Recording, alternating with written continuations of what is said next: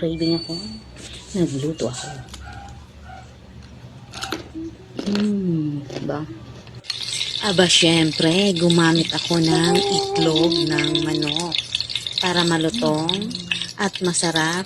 Ang ginamit ko ay giniling na bigas, breading mix, at may kasama din siyang harina. Yan po ang hinalo ko. Halo para malutong. O, diba?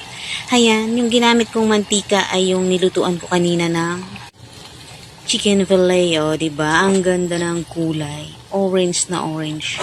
Ayan. Hintayin natin siyang mag golden brown. Golden brown, orange nga pala siya. But golden brown. Ano ba yan? O, diba yan? Paluto na siya. Nakakatakam siya. Sobra niyang lutong, mga ka-reels. O, diba? Luto na rin kayo. My God. Thank you for watching.